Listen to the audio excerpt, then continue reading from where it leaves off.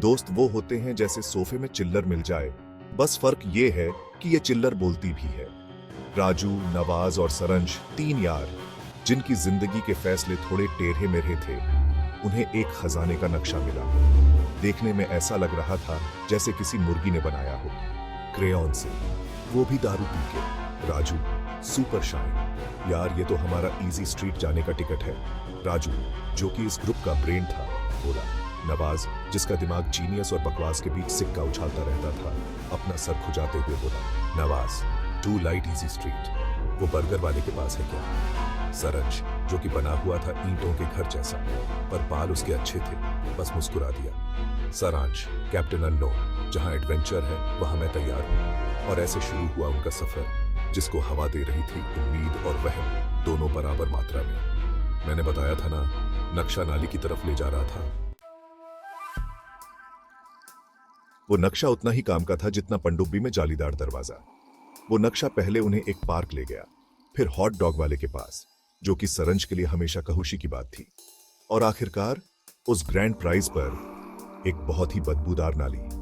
Nawaz, to light, मैंने कहा था ना ये बेकार आइडिया है। नवाज ने अपनी नाक बंद करते हुए कहा। राजू, जो हमेशा पॉजिटिव रहता था, उसने पास ही पड़ी एक लकड़ी उठाई। राजू, सुपर शाइन, अरे बकवास मत कर, ये सब एडवेंचर का हिस्सा है। देख, एक्स निशान यहीं पे है। उसने लकड़ी से एक गंदे से गड्ढे की तरफ इशारा किया। सरंज, जो हमेशा मदद के लिए तैयार रहता था, उसने नाली का ढक्कन ऐसे उठाया जैसे वो कार्डबोर्ड का बना हो। सारांश, कैप्टन अननोन, चलो यार, ऐसे मत खड़े रहो जैसे कबूतर बुफे में देख रहे हो, चलते हैं अंदर।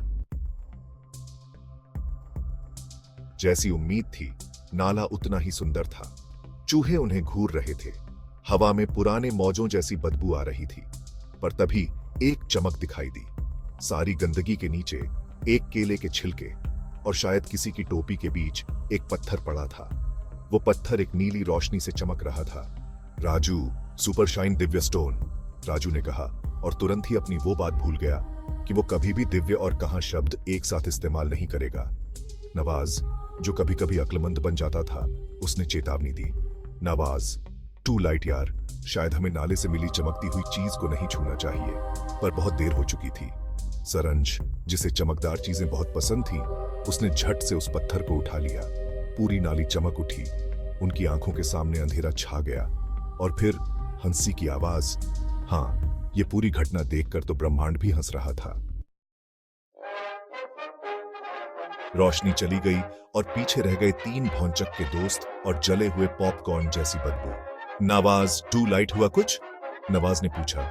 उसकी आवाज अजीब तरह से गूंज रही थी। राजू को कुछ अलग महसूस हो रहा था। ज्यादा होशियार या शायद ज्यादा हवाबाज, उसे खुद नहीं पता था। दूसरी तरफ सरंज को ताकत का अनुभव हो रहा था। वो एक कार तक उठा सकता था, वो लोहे को मोड़ सकता था। वो सरंज, कैप्टन अननोन।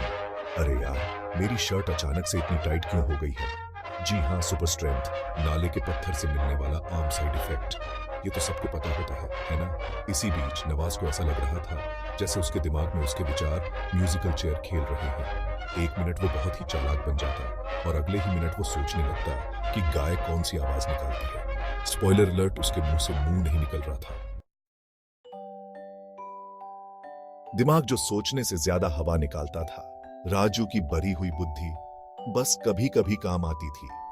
हाँ, वो अब पाई को 100 दशमलव स्थानों तक सुना सकता था, लेकिन एक बार उसने 1 घंटा इस कोशिश में बिता दिया कि खाने वाले जूते के फीते बनाए जा सके। स्पॉइलर अलर्ट, ऐसा मत करना। अच्छाई के लिए अपनी बुद्धि का इस्तेमाल करने की उसकी कोशिश अक्सर उसके खुद के ही उलझे हुए प्लान्स की वजह से फैल जाती थी। जैसे कि एक बार उसने आलू से पूरे शहर की बिजली गुल करके बैंक लूटने की कोशिश को रोकने की कोशिश की। हाँ, ये प्लान भी ज्यादा कामयाब नहीं रहा, पर हाँ, टूटी हुई घड़ी भी दिन में 2 बार सही समय बताती है। और आखिरकार मेरे ज्यादा सोचने की वजह से मैं एक ऐसा मुश्किल गणित का सवाल हल कर पाया जो सालों से वैज्ञानिकों को परेशान कर रहा था। उसका इनाम, एक तख्ती और जिंदगी भर के लिए एंटासिड की दवाइयां, क्योंकि आप जानते ही हैं, दिमाग और हवा। डिमर स्विच दिमाग और अफरा तफरी ही अफरा तफरी। नवाज की घटती बढ़ती बुद्धि तो बस अफरा तफरी का दूसरा नाम थी। 1 मिनट वो च्यूइंग गम के रैपर और एक पेपर क्लिप से रेडियो ठीक कर रहा होता और अगले ही मिनट वो मोनोपोली के पैसों से किराने का सामान खरीदने की कोशिश कर रहा होता। मेरे इस अजीब स्वभाव की वजह से मैं मुसीबत भी बन जाता था और वाइल्ड कार्ड भी। एक बार मैं पाई की दुकान ढूंढते ढूंढते गलती से माइम के स्कूल में जा पहुंचा। अच्छी बात यह रही कि उसे दीवारों को गायब करने की कुछ जबरदस्त कलाएं सीखने को मिल गई। पर इस सब अफरा तफरी के बीच नवाज के दिमाग में कभी कभी ऐसी ऐसी बातें आती थीं जिनसे रोज की परेशानियों का हल मिल जाता था। पर बुरी बात यह थी कि वो बातें मुझे उतनी ही जल्दी भूल भी जाती थीं जैसे ज्यादा कॉफी पीने के बाद सपना भूल जाता है। वो हल्क बन सकता था पर उसे फ्लेक्स करना ज्यादा पसंद था। सरंज का बदलाव सबसे सीधा साधा था। वो तो बस चलता फिरता प्रोटीन शेक का विज्ञापन था जिसका दिल सोने का था। वो कारें उठा सकता था, दीवारें तोड़ सकता था और अचार के जार भी अपने हाथों से खोल सकता था। पर मेरी असली ताकत मेरी मांसपेशियां नहीं थी। मेरा हमेशा खुश रहने वाला और नेक दिल होना मेरी असली ताकत थी। मैं अपनी ताकत का इस्तेमाल ज्यादातर अच्छे कामों के लिए करता था, जैसे कि बुजुर्गों को सड़क पार करवाना, बिल्लियों को पेड़ से उतारना और हर आर्म रेसलिंग प्रतियोगिता जीतना। हाँ, कुछ दिक्कतें भी थीं, जैसे कि गलती से हर फोन दबा देना और हर हफ्ते नए कपड़े खरीदने पड़ना। पर हाँ, कम से कम वो ये सब करते हुए अच्छा तो लगता था। बड़ी शक्ति के साथ आती है ज्यादातर तो अजीबो-गरीब हरकतें ही आती हैं। तो ये थी कहानी। 3 दोस्त, एक नाले का पत्थर और ढेर सारी अफरा तफरी।